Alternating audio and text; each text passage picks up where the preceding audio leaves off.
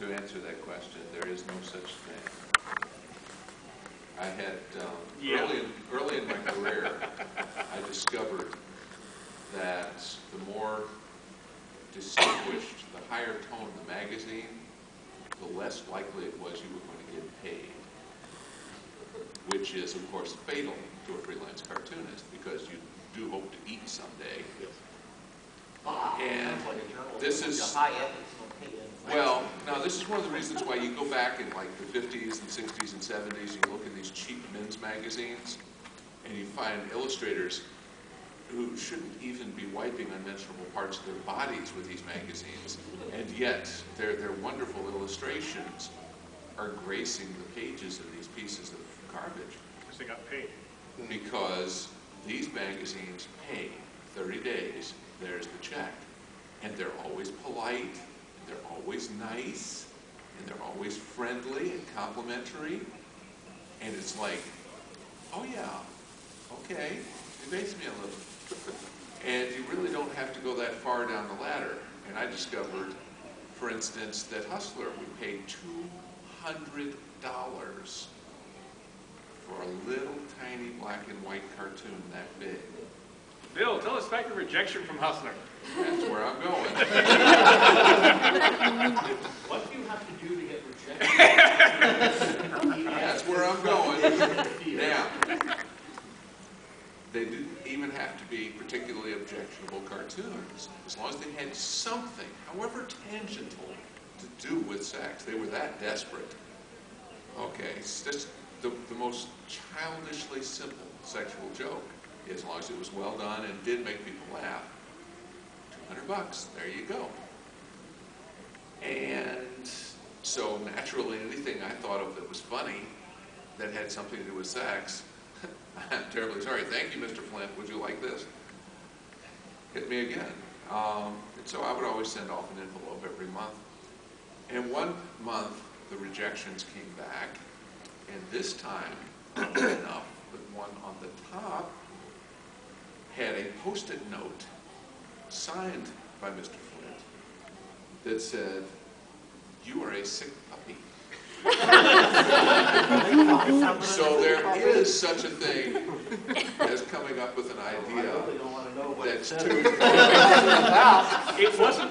I didn't find it that offensive. Of course, this was probably the days before the internet and Rule 34. However, I did save it and later used it to try to shock some people, failed miserably, and it wound up becoming the basis for the best-selling mini-comic of all time. It sold 3,300 copies, which if you know anything at all about mini-comics, that's like the Stephen King novel of mini-comics. Before this comic, the best-selling mini-comic of all time had been 550 copies, I think. So 3,300 copies, which gives you an idea of scale on this idiocy. And it was a really stupid cartoon. It was funny though. Yeah, but it also wound up with me getting invited as a named guest Dragon 5 times in a row. Because and your doing work got rejected by Larry slideshows. Flint. And you mentioned Harlan Ellison. At one point, I had an audience of 5,000 people with Harlan Ellison, Isaac Asimov, and several other people in the front row, and I'm standing up in front of these people, and they're showing this picture 50 feet high behind me. And I'm trying to explain just what I thought I was doing when I did that. and I'm trying to explain to them, I really don't know. I figured it's from Larry Flint says you're a sick puppy, you go, and? There's no problem with that. Where's the check? Yeah. So, yeah. Attention cattle the whole But time. that made it. I think all told, that cartoon alone probably made me a good $20,000 or $30,000. Wow. I've still got my copy. I don't know whether that's something to be proud of or warn the children in your neighborhood about. But Yeah, you have to register to Do you still have the original? no, actually, somebody made me an offer of a rather fabulous sum of money for it a few years back. The original was beautiful, actually. It was brushed pencil and... So, Bill, you're saying your morals are for sale? Huh? Your morals are for He's sale? a writer. Yeah, aren't we all? His You morals don't were have Actually, things, no. so- This is, let me clear something up here. I am not for sale. Rental rates are available. There you go. I discovered the secret to success at being a writer, or whatever extent you call it success, is you really have to be a shameless prostitute. At any possibility of selling, your work, getting a freelance gig, or asking if someone needs any writing, you just jump in. You don't wait for someone to invite you to write for them because you're so brilliant, and they will sense this psychically. And if they do, you say yes. Yeah, of course. Can you write X for me? Sure. Yes. How much are we talking? You want 5,000 words on magic chickens for your next B20 supplement by next week? Sure. 10,000 words? Okay, can I have roosters? I need roosters if you want 10,000 words. Okay. Now, you do draw a line. You do have somewhere that you say, no, past this point, I don't go. Yeah, that's the point where no one pays. It depends on how big the check is. But that point needs to be a lot further than most people think it probably is. I mean, It depends on how things I hungry you won't are, have how anything far to out do that line is. Yeah, but no, there are lines I won't cross. Well, But there's a complex formula for where that line is relevant to the number of times you may had to eat ramen in the last week. It's a very complicated equation. There's different simple lines, there's political lines too, right? Not just moral or whatever. Yeah, I've got stiffer political ideals than moral ideals. Yeah, well, and there are various cautionaries. Doing political work for criminal figures is very dangerous.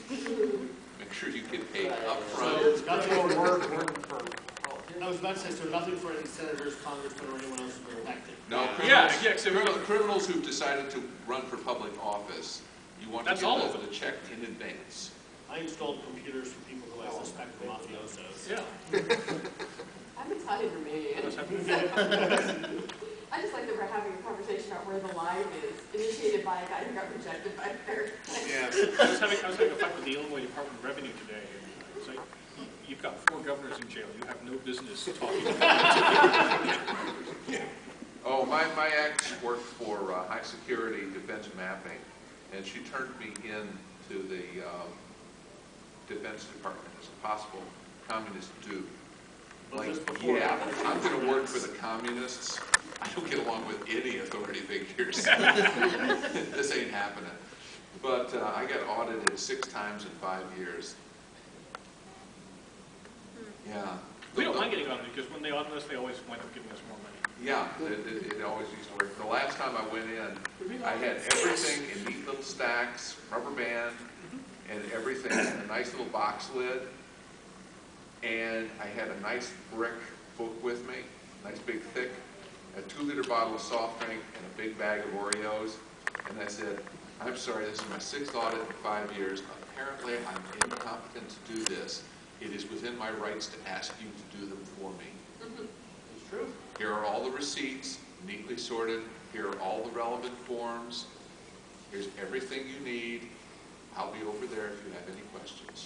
Did you remember to get your card stamped so after the 5th audit, the 6th one is free? They actually found, like, it took them 3 hours, and they found an extra $600 for me. It was worth it. I figured that. And I got to sit there and swill soft drink and smile and wave at them. The nice thing is the audit agency is paid to do audits. If they go in front of Congress and say we found X millions of dollars the taxpayers are due, that looks great. And if they say we return X millions of dollars to your constituents, that looks great too. Yeah. So, Yeah.